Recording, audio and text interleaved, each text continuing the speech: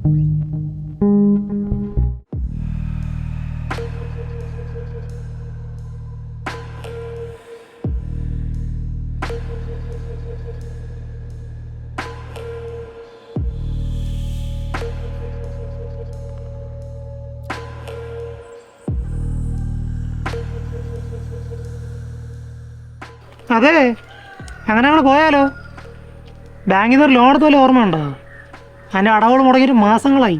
അയ്യോ സാറൊന്നും വിചാരിക്കല്ലേ, ഓരോ മാസം ഓരോ ബുദ്ധിമുട്ടുകളാണ്. പിന്നെ ബാങ്കിൽ അടക്കം ഒന്നും കാണില്ല. അങ്ങനെ പറഞ്ഞാൽ അങ്ങനെ? ഈ സാധനം മേടിക്കാൻ പൈസ ഉണ്ടല്ലോ, പിന്നെ ബാങ്കിൽ അടയ്ക്കാൻ പൈസ ഇല്ലേ? സാറേ, ഇത് വീട്ടിലെ അത്യാവശ്യ സാധനങ്ങളാണ്. വിശന്ന് പട്ടിണി അടക്കാനൊന്നും പറ്റൂലല്ലോ. പട്ടിണി അടക്കണം, ഞങ്ങളൊക്കെ അങ്ങനെയാണ്. പട്ടിണി കിടന്നാണെങ്കിൽ പൈസ കൊടുക്കണം, കൊടുത്ത് തീർക്കും. അല്ലാതെ നിങ്ങൾ തിന്നുപിടിച്ച് നടക്കൂല. സാറേ, ഞാൻ പറഞ്ഞല്ലോ കുറച്ച് ടൈറ്റ് ആണ്. ഞങ്ങൾ ഇനി മുതൽ അടച്ചു തീർത്തോളാം. ഇനി മുതൽ അടച്ചുകൊടുക്കും കാര്യമില്ല. വീട് വയ്ക്കാൻ ലോൺ എടുത്തിട്ടേ പലിശയും കൂട്ടുപലിശയും വീട് ജപ്തിയാവാറായി. മുതലെങ്കിലും തിരിച്ചടയ്ക്കാൻ നോക്കൂ. സാർ എന്തൊക്കെയാ പറയുന്നത്? ജപ്തിയോ? സാർ, ഞങ്ങൾക്ക് കുറച്ചും കൂടെ സമയം തരണം. ഞങ്ങൾ എന്തെങ്കിലും വഴി ചെയ്തോളാം. എന്ത് ചെയ്താലും കൊള്ളാം. അവസാനമായിട്ട് 1 മാസം കൂടെ അവധി തരും. ഇനി ഞാൻ വരുന്ന ജപ്തി ചെയ്യാനായിരിക്കും.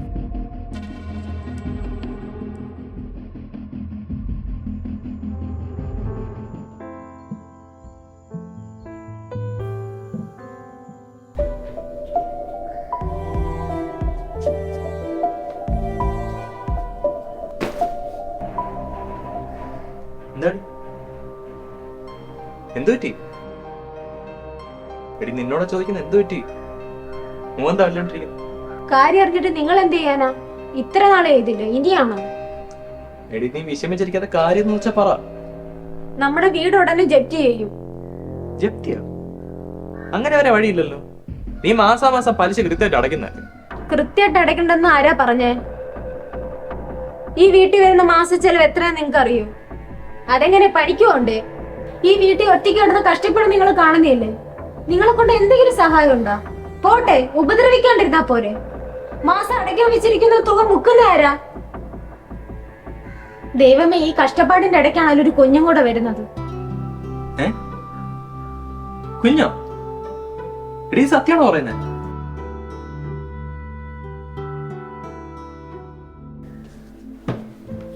തൊട്ട് പോരുത്. ആദ്യമേ ജപ്തിയുടെ കാര്യം ക്ലിയർ ചെയ്യും.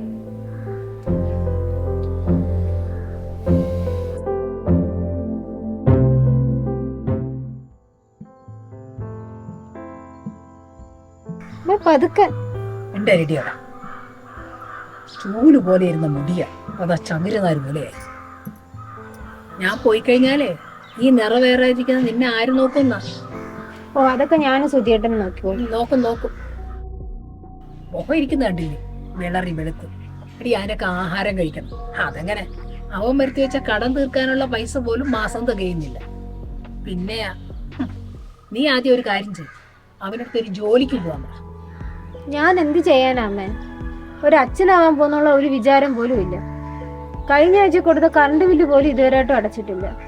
ഇനി അത് ചോദിച്ചാൽ അതിനായിരിക്കും അടി. അല്ല, ഇനി പറഞ്ഞിട്ട് എന്തോ കാര്യം? സ്വന്തമായിട്ട് വരുത്തി വെച്ചതല്ലേ.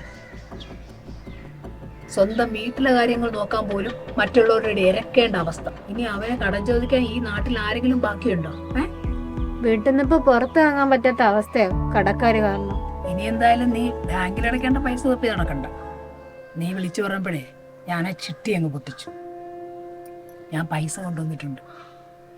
നീ വാ, നീ എന്നിട്ട് അതെടുത്ത് അലമാരയിൽ വെക്കേ. ഇതാ, അവൻ്റെ അടുത്ത് ഒന്നും പറയണ്ട, അവ അറിയണ്ട. വാ.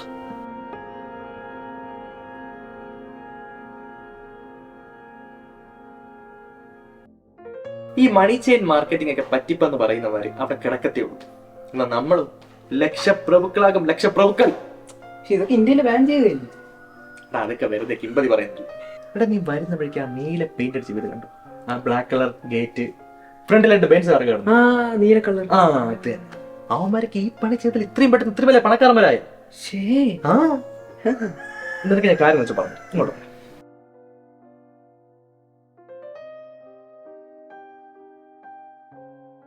ഇത് ഞാൻ ഇത് തല ഇങ്ങനല്ല. ആ സാറിൽ ഇവിടെ അത് എന്റെ കാര്യം പറയാം.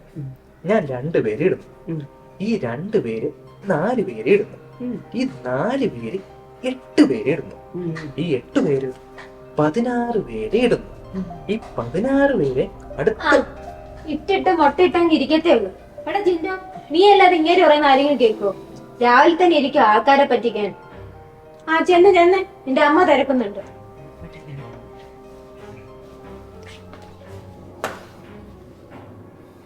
നിങ്ങക്ക് പണിക്കണമെന്നൊരു ഉദ്ദേശമില്ലേ മനുഷ്യ? എത്ര നാളിങ്ങനെ പറ്റിച്ച് ജീവിക്കും? ഡിഡി നിർത്ത്. നീ കുറെ ആയല്ലോ തുടങ്ങിയിട്ട്. ഇതൊക്കെ പറ്റുമ്പോ നിന്നോട് ആരാ പറഞ്ഞേ? കാശ് എങ്ങനെ ഉണ്ടാക്കണമെന്നേ എനിക്ക് നല്ല ബോധമുണ്ട്. അല്ലെങ്കിൽ തന്നെ ഇതിനിടയിൽ കയറി വരും നിന്നോട് ആരാ പറഞ്ഞേ? ഓ, ഇപ്പൊ ഞാൻ വന്നില്ലായിരുന്നു ഒടുക്കം അവനെ പറ്റിച്ച് ഞാൻ അവസാനം സമാധാനം പറയേണ്ടി വന്നേനെ. പൈസ ഉണ്ടാക്കുന്നു. കുറെ പൈസ ഉണ്ടാക്കിയതാണല്ലോ എന്റെ സ്വർണം മൊത്തം ബാങ്കിൽ ഇരിക്കുന്നത്. ആദ്യം അതെടുക്കാൻ നോക്കും.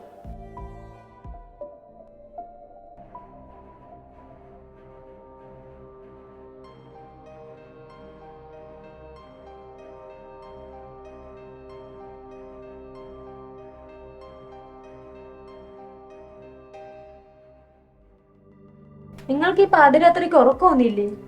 എങ്ങനെ ഉറങ്ങാനടി? ആ എടുത്ത ലോണിന്റെ പലിശ പൈസകൾ അടങ്ങട്ടെ. അയാൾ തന്ന 1 മാസം കഴിയാറായി. ഞാൻ ആ മാട്ടിനൊന്ന് വിളിച്ചു നോക്കട്ടെ. നിങ്ങൾ ഇനി പൈസയൊന്നും ആരെയൊന്നും കടമൊന്നും വാങ്ങിക്കണ്ട. അടയ്ക്കാനുള്ള പൈസയൊക്കെ അമ്മ തന്നിട്ടുണ്ട്. അമ്മയുടെ എത്രയും പൈസ ലോട്ടറിയിൽ അടിച്ചു? അമ്മ ചിട്ടി പൊട്ടിച്ച്. പാവം, ഈ പ്രായത്തിൽ നമുക്ക് വേണ്ടി ബുദ്ധിമുട്ടുന്നുണ്ട്. ഇപ്പോഴൊരു ആശ്വാസമായി. എന്തോന്ന് ആശ്വാസമായിരുന്നോ? മര്യാദക്ക് ജോലിക്ക് പോയി പൈസ തിരിച്ചു കൊടുത്തോണം.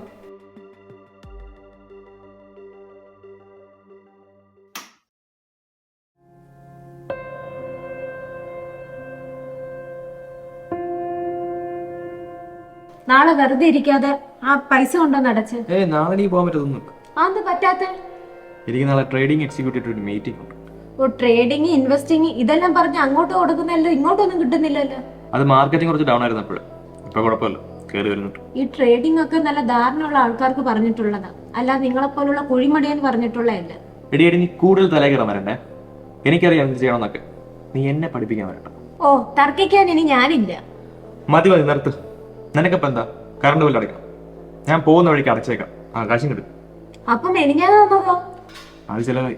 വേലയ്ക്കോടെ വീട്ടിൽ ഇരിക്കുന്ന നിങ്ങൾക്ക് എന്താ ഇത്ര ചെലവ്? ചേട്ടാ നിനക്ക് എന്തൊക്കെ അറിയണം?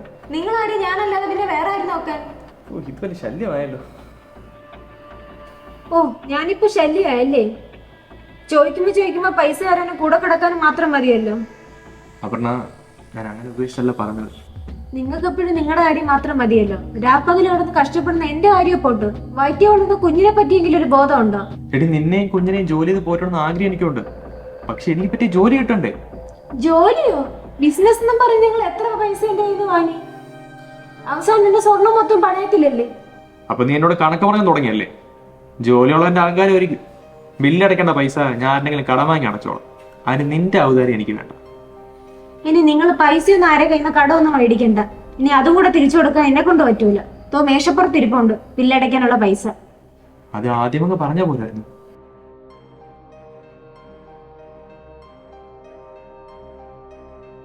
തനിക്ക് നല്ല പോർട്ട്ഫോളിയോ ഉണ്ടല്ലോ. നല്ല സ്റ്റഡി ചെയ്തിട്ടാണ് ഇൻവെസ്റ്റ് ചെയ്തിരിക്കുന്നത്, അതും ലോങ് ടേമിൽ. താൻ പറഞ്ഞത് വെച്ച് എനിക്ക് തോന്നുന്നു തനിക്ക് ബിസിനസ്സാണ് നല്ലതെന്നാണ്. അങ്ങനെയാണെങ്കിൽ എനിക്കൊരു പ്രപ്പോസലുണ്ട്. ഒരു സ്റ്റാർട്ടപ്പ് കമ്പനിയാണ്.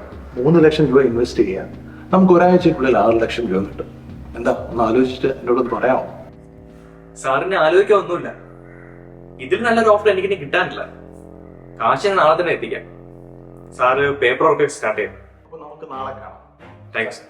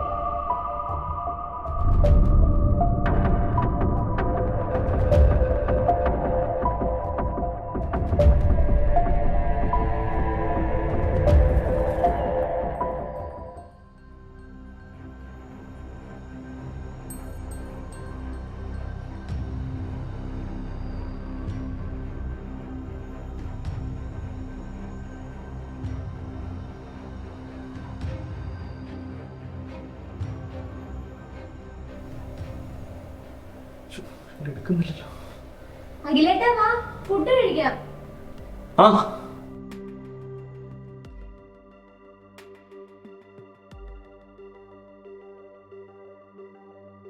അഖിലേട്ടാ എത്ര നേരമായി കിടന്ന് വിളിക്കുന്നു?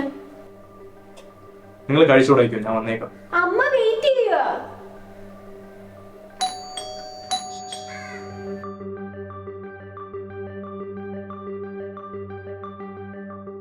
ഓ, അകത്തേറെ ഒളിച്ചിരിക്കുകയായിരുന്നു. ഒളിച്ചിരിക്കുവായിരുന്നു. നിങ്ങളുടെ മുന്നിൽ വരേണ്ട ആവശ്യമില്ലായിരുന്നല്ലോ എനിക്ക്.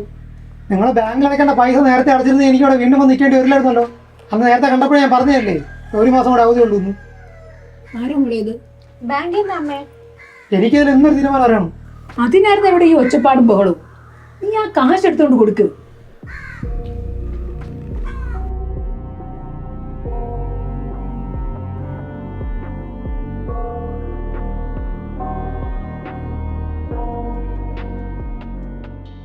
ആരാ?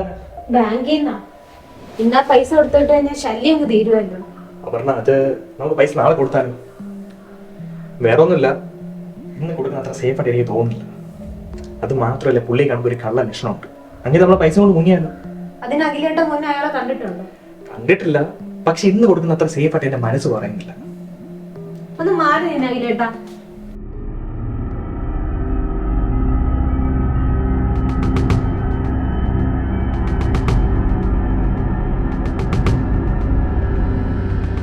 താൻ ബാങ്കിലെ മാനേജർ ഒന്നും അല്ലല്ലോ ഇങ്ങനെ കിടന്ന് തുള്ളാൻ.